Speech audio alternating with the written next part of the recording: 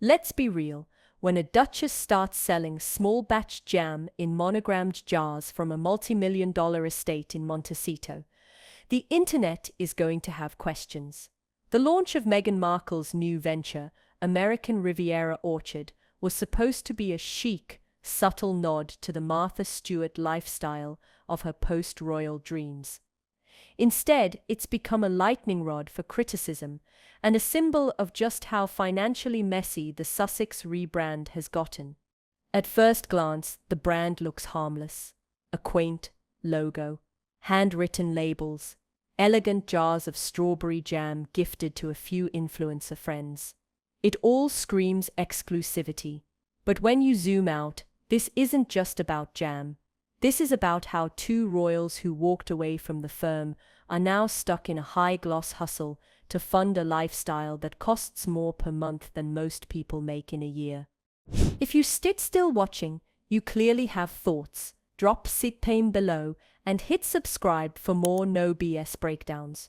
Let's talk numbers. Their Montecito mansion reportedly costs upwards of $100,000 a month to maintain. That includes mortgage, taxes, maintenance, staffing, and security. Their annual security bill alone hovers around $3 million. Add in legal fees from their ongoing battles with the press and the palace, and you're looking at a burn rate that could swallow most celebrity incomes whole. And what are they bringing in? Not nearly enough.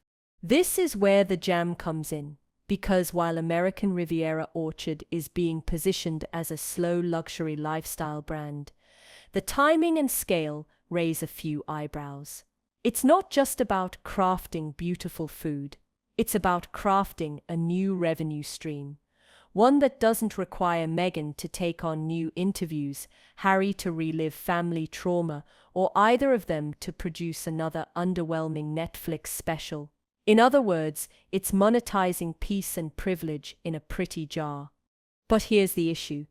Artisanal jam isn't scalable, not in the way they need it to be. California's cottage food laws limit how much can be produced and sold without moving to commercial-scale operations. That means Meghan's jam business can't go big without going industrial, and that in turn undermines the entire brand. You can't mass-produce exclusive. You can't hand-pack 50,000 jars and still call it artisanal.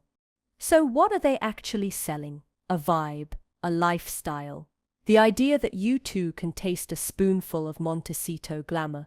Except, unlike Goop or the Kardashians' billion-dollar product empires, Meghan's brand doesn't have mass-market traction or the infrastructure to reach that scale. That's where the cracks start to show. Because a single jar of jam, even at $14 or $25 a pop, is not going to sustain the Sussex brand's very expensive ecosystem. And the fact that it's even being floated as a revenue stream suggests something deeper, a cash flow crunch hiding beneath the curated elegance. It's also raising red flags within the royal institution. One particularly controversial detail: the appearance of HRH styling connected to promotional material. While Meghan and Harry technically retain those styles, they agreed not to use them in commercial endeavors. If Meghan's jam, even subtly, leans on royal status for credibility or aesthetic appeal, it crosses a very uncomfortable line. Because here's the thing, the monarchy isn't a merch brand. It's not meant to be used as a platform for product sales. And the moment you blur those lines, you're not just pushing jam, you're pushing a constitutional headache. It's already happened before.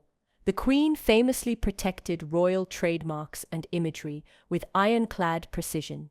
Charles and William have maintained strict boundaries around commercial involvement, but Meghan and Harry, they've flirted with those boundaries repeatedly, leveraging their titles and status to secure deals, boost visibility, and now allegedly sell preserves. And it's not like the Sussexes haven't had their chance to create a successful post-royal business model. They signed huge deals with Spotify and Netflix. And yet, Spotify pulled the plug after a single season of Archetypes, and Netflix has yet to see any real blockbuster content beyond their docuseries. Even Spare, Harry's tell-all memoir, had a short-lived impact.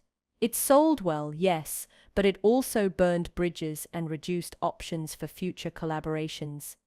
Their media empire, once positioned as a disruptor brand for modern royalty, is now sputtering under the weight of unrealistic expectations and underwhelming delivery. So instead of commanding the attention of major media platforms, they're shifting focus to something smaller, quieter, sweeter. But it's not just the jam that's symbolic, it's what the jam represents. Meghan isn't just selling a food product. She's selling the illusion of a sustainable life outside the palace walls. A kind of luxury you can taste, own, and Instagram. But the illusion only works if the reality behind it holds up. And right now, the reality is fraying. Because this entire lifestyle is incredibly expensive. It's not just the house, it's the security, the staff, the PR teams, the legal teams, the transatlantic travel, the luxury wardrobes, the curated photo ops. Even not being royal costs money when you've built your brand on royal adjacency. And behind that high price tag is Prince Harry's dwindling inheritance. Yes, he was left a sizable fortune by Princess Diana, but even sizable fortunes can shrink under constant withdrawals and zero replenishment.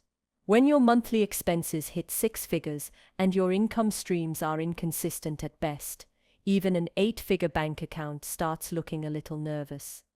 This is where the broader contradiction kicks in. The Sussexes stepped back for freedom. But freedom, it turns out, is expensive. It means paying your own bills, funding your own security, and creating your own relevance. That's hard to do without institutional backing. And as they distance themselves further from royal life, they're also finding it harder to justify their continued celebrity status. They're no longer working royals, but they're also not just private citizens. They're caught in a grey zone, using just enough of their royal past to stay relevant, while rejecting the duties that gave them that status in the first place. That in-between identity was always going to be fragile, and now with jam jars doing the heavy lifting, it's starting to look desperate. What's worse, the public is starting to catch on. The audience that once rallied behind Meghan as a disruptor and Harry as a truth-teller is becoming more skeptical by the day. Their personal brand, once fueled by moral high ground, now feels overplayed. Every new project reads as another attempt to keep the machine running without any clear sense of what the brand actually stands for. Is it privacy? Because the Netflix special and the memoir said otherwise. Is it activism? Because the product launches and lifestyle ventures haven't exactly reflected that. Is it luxury? Because the products look expensive, but the infrastructure behind them looks fragile. And now, the jam. That sweet, aesthetically pleasing symbol of post-royal freedom has become a metaphor for the entire Sussex endeavour, expensive, niche, and not nearly enough to hold the empire together. There's still a chance for a course correction. Meghan is clearly creative, media-savvy, and capable of building an audience. Harry still commands a level of fascination that few royals, past or present, can match. But the window is closing. At some point, the public will stop asking, "What are they doing next?" and start saying, "Why are they still trying?" The key to survival isn't exclusivity, it's authenticity. And the Sussexes have reached a point where every move feels calculated rather than connected. The jam isn't just a product, it's a pivot. But if that pivot doesn't lead somewhere real, it'll just become another footnote in a slow decline. If you're still watching, let us know. Does Meghan's jam business signal a fresh start or a desperate swing at cash flow? Is the Sussex brand salvageable, or are they selling a lifestyle that's already run out of runway? If American Riviera Orchard is the new face of Meghan Markle's brand, then what we're seeing is less about building an empire and more about maintaining an image. Because no matter how gorgeous the glass jars or handwritten labels might be, jam, no matter how luxury, isn't going to fund a $20 million lifestyle. It's not a business, It's a statement, a performance, a glossy illusion of simplicity wrapped in the trappings of obscene wealth. Let's call it what it is: curated struggle. You're not a duchess, down on your luck if you're experimenting with strawberry preserves in a $14 million mansion. You're not reinventing yourself as a lifestyle guru if the product isn't even on shelves. You're projecting. Projecting the idea that you've mastered a kind of effortless, quiet luxury while simultaneously screaming for attention through PR drops and influencer seeding. That's not reinvention. That's branding duct tape slapped over an identity crisis. And the irony? The people who would actually buy into this fantasy, the aspirational consumer, the quiet luxury girlies, the Hamptons brunch set, they're not stupid. They know what a brand in crisis looks like. They know the difference between a Gwyneth-level slow build and a PR Hail Mary dressed up in gingham. They also know jam doesn't fix a fractured empire. That's the undercurrent running beneath all of this. Desperation dressed as sophistication. Meghan and Harry need this to work. Not because they're passionate about preserves, but because the other options are drying up. Netflix? Tepid results. Spotify? Cancelled. The memoir buzz? Faded. PR strategy? Incoherent. Staff? High turnover. Public trust? In free fall. At this point, American Riviera Orchard isn't just jam, it's the new strategy. It's what you launch when your storytelling currency has maxed out and your personal narrative has gone stale. But here's the problem. Luxury lifestyle brands require more than just prestige.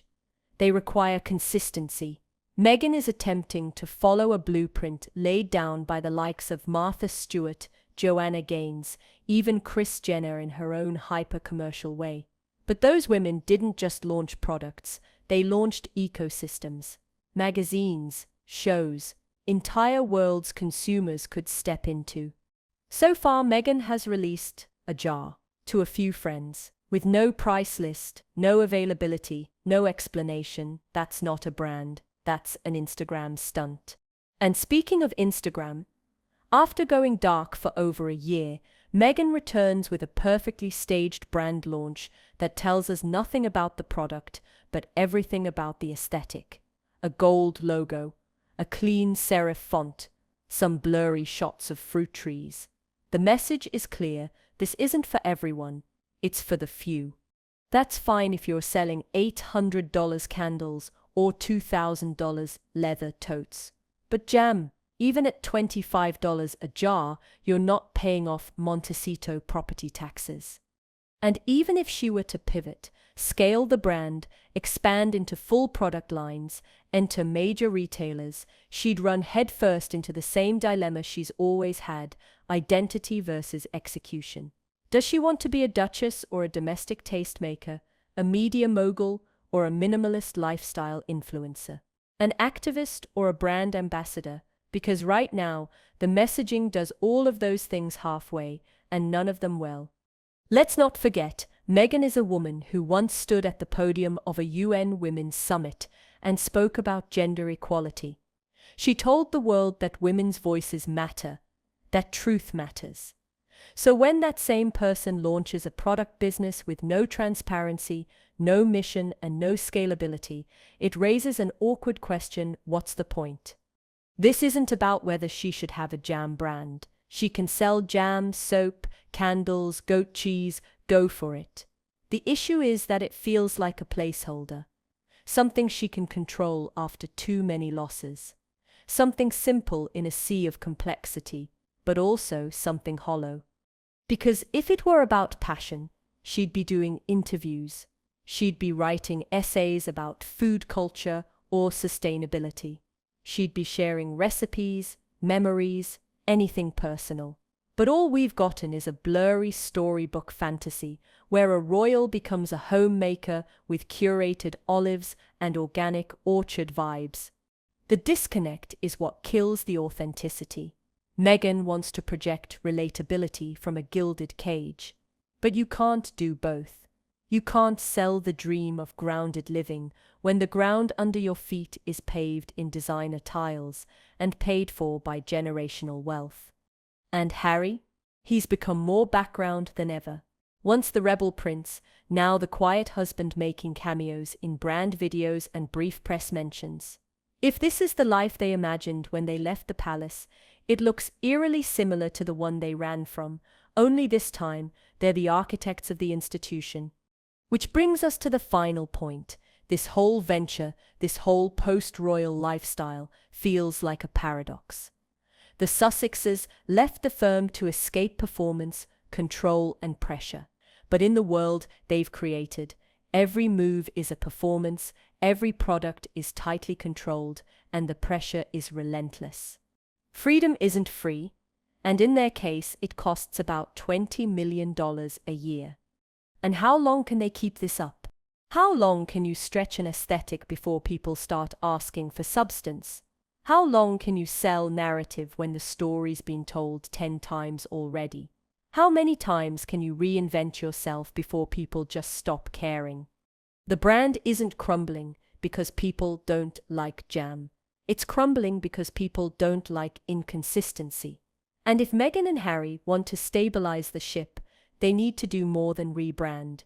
They need to reconnect with their audience, with reality, with the parts of their story that haven't been packaged and monetized yet. Because the truth is, there's still a powerful story buried underneath all this. A young couple defying centuries of tradition. A woman who faced unimaginable pressure and chose to leave the most rigid institution in the world. A man who gave up power for peace. That's compelling. That still matters. But that story doesn't survive on jam. It survives on action, on evolution, on authenticity, not curated luxury or exclusive gift baskets, but real, tangible efforts to do something that extends beyond the image. Because at the end of the day, legacy isn't built on aesthetics. It's built on what you leave behind, not what you launch next. The irony of American Riviera Orchard isn't just that Meghan Markle, former actress turned duchess turned podcaster turned jam maker, launched it out of nowhere.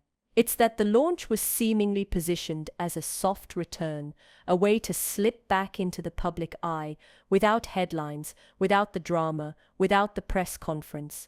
Just a pretty logo, some strawberries, and a few carefully chosen influencer friends posting blurry photos of jam jars like it was a secret society starter kit. But that's the problem with Meghan's entire brand strategy right now. It's all illusion, no commitment. Aesthetics over action. The entire thing is like a pop-up experience with no back-end infrastructure.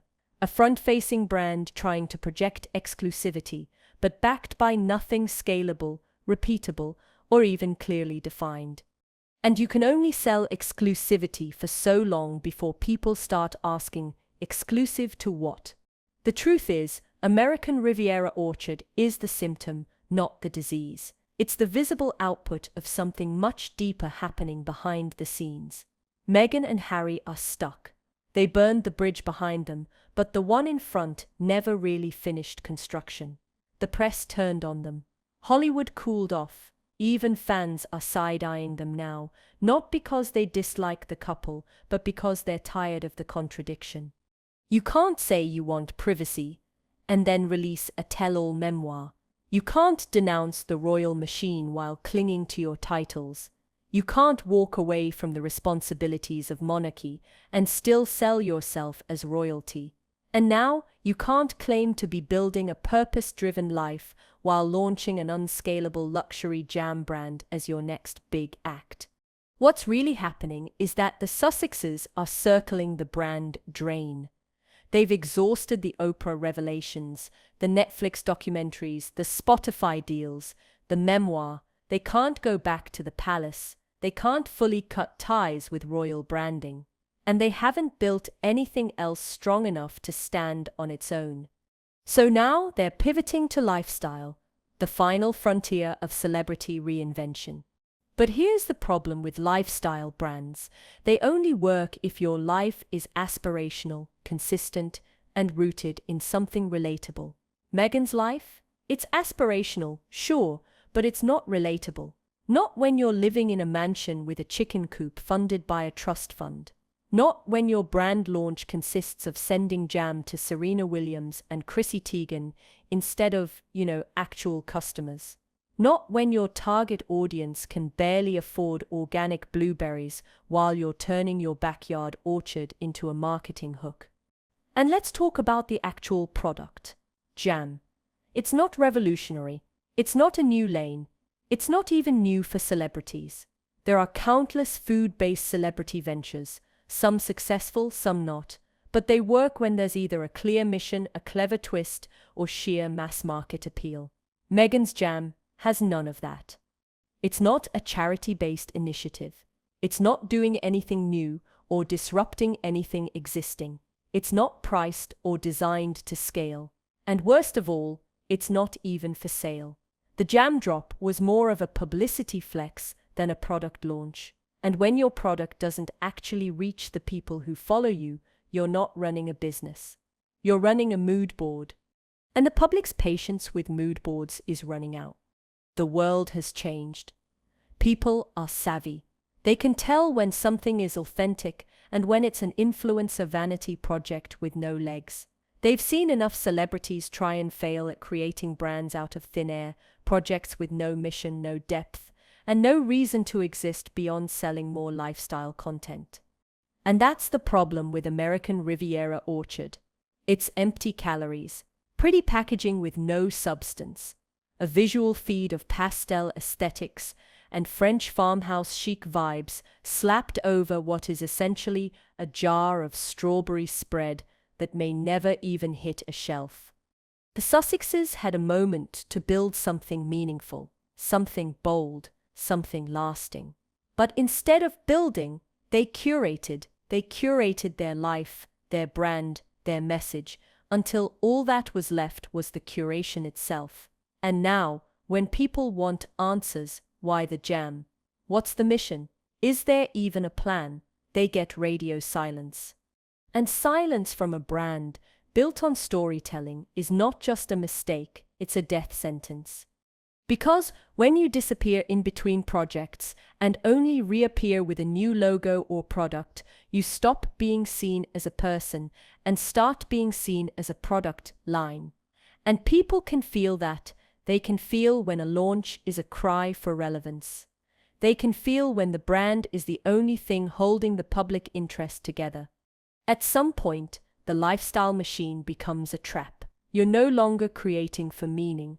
You're creating to stay visible, and visibility, when it's no longer earned, becomes exhausting.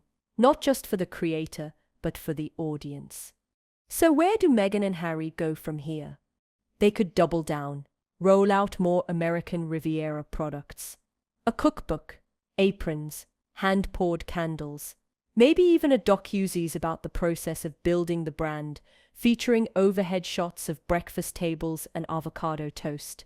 But let's be honest, that's not a brand resurrection. That's a lifestyle Hail Mary, and the odds of it working long-term are low. They could also pivot again, reinvent the reinvention, abandon the luxury model and embrace something more grounded, community-based, issue-driven, less filtered. That might earn them back some credibility, but it would require a level of transparency and humility that they haven't shown since stepping back from royal life. Or they could do the hardest thing of all, nothing. They could stop launching, stop branding, stop performing, and just live. Take a real break from the cameras, the press, the curated Instagram drops.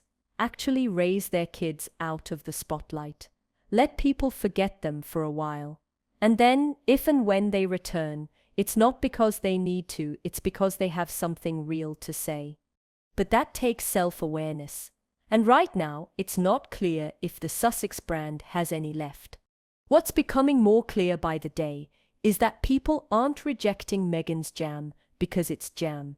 They're rejecting the desperation wrapped around it.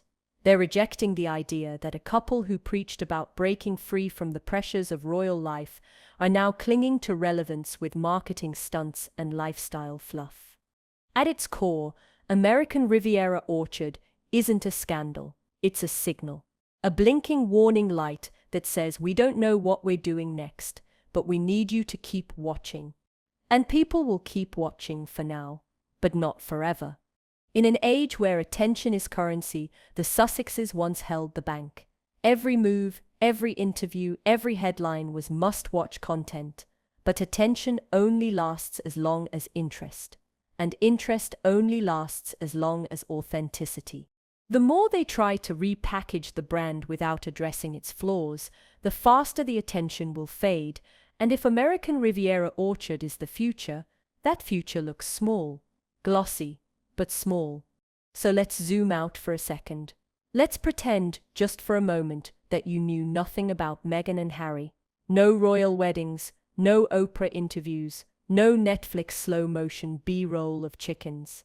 All you knew is that there's a woman in Montecito launching a luxury jam brand out of a sprawling estate who happens to have a very complicated, very public past with one of the most powerful institutions in the world. You'd probably think either this is genius or this is delusional. Because here's the deal. If Meghan were just some anonymous entrepreneur trying to start a slow food empire from scratch, the stakes wouldn't be this high. But she's not. She's Meghan Markle, Duchess of Sussex, former working royal, the face of a multi-year media storm that combined palace politics, transatlantic drama, and an entirely new model for celebrity power. And because of that history, because of that very public exit from royal life, everything she does now comes with subtext. Everything is read as a statement, a strategy, a power move. So when she launches jam, it's not just jam, it's a referendum on the entire Sussex experiment. This is why people are still talking about it. It's not because they care about strawberry preserves, it's because they're watching a high-stakes identity negotiation play out in real time. And right now, Meghan and Harry are losing control of that narrative. They used to be able to define the terms "we're stepping back for privacy," "we're creating our own path," "we're telling our truth," but now, the narrative is fragmented. The press doesn't care about the mission anymore. The public doesn't buy the curated storyline. The brand feels untethered, because the people behind it seem unsure of who they want to be. And in celebrity culture, that kind of ambiguity is fatal. You need to stand for something. You need to own it. Reinventing yourself is fine. People love a reinvention, but only if the evolution feels earned, organic, real. When it feels like a retreat, or worse, a rebrand to dodge accountability, people tune out. Which is what's beginning to happen here. American Riviera Orchard might have had its moment. The influencer coverage, the tabloids, the commentary cycles. But what happens next? What happens after the first drop? After the novelty wears off? Do we get a product line? A launch calendar? A Shopify store? A Vogue feature? Or do we just get more of the same hints and aesthetics and carefully leaked photos to friends of friends? Because here's the hard truth. At some point, you need to sell something. Not just an image, not just a lifestyle, a product, a tangible, functioning business. And so far, Meghan's venture isn't one. It's a mood, a luxury Pinterest board with no monetization strategy. And that might work if you're independently wealthy and uninterested in relevance. But for the Sussexes who have made staying relevant their full-time job, that's not going to cut it. There's also the question of timing. Why launch this now? Why return to Instagram now with this? There are a million other ways Meghan could have re-entered the public sphere. A speech, a charitable initiative, a new documentary, something that connects to her stated values: feminism, mental health, social justice. Instead, she chose jam. And that tells you everything. It tells you this wasn't about purpose, it was about optics, about softening the brand, about reminding people that she can still do soft focus, linen dress wholesomeness if she wants to. But it's also about retreat, about choosing the safest, least controversial, least political option possible, selling domesticity in a jar. And that's what makes this feel like a downgrade, not in ambition, but in direction. Meghan went from addressing the UN to addressing fruit preserves. You can call it recentering, you can call it strategy, but most people are calling it what it looks like, a pivot away from the spotlight, wrapped in mason jar packaging. The question now is, can they recover from this? The answer? Maybe, but only if they stop trying to be everything at once. The Sussex brand needs focus. It needs clarity. If Meghan wants to be a lifestyle founder, then she has to go all in: recipes, transparency, products, public engagement. She has to own it. If Harry wants to be a public figure in his own right, he needs to do something besides memoirs and cameos. He needs to build his own platform, one not defined by trauma or royal resentment, but by something real. And if they both want to retreat, to raise their kids and live quietly off residuals and investments, that's fine too. But they can't do that while pretending to still be in the arena. The half-in, half-out act doesn't work. It never has. It's the same issue that tanked their royal transition in the first place. You can sit, wear the crown and sell the jam. At some point, the Sussexes are going to have to decide, are we public figures or private citizens? Are we building a legacy or just buying time? Because the public is done guessing. The audience that once championed them for defying tradition now wants to see what they're building in its place. The longer that question goes unanswered, the faster the brand fades. And the jam? It still will expire, like all jam does. So, to Meghan and Harry, if this is your next chapter, make it count. Don't just sell us a vibe. Sell us a story we haven't heard before. Sell us something with depth, with edge, with truth. Because we've had enough curated. We're ready for real. If you're still watching, hit the comments. Is American Riviera Orchard the soft reset they needed? Or just another detour in a brand that's lost the plot? And would you buy luxury jam from a former duchess? Don't forget to subscribe for more breakdowns of celebrity pivots, public image disasters, and the strange, glossy spectacle of modern fame.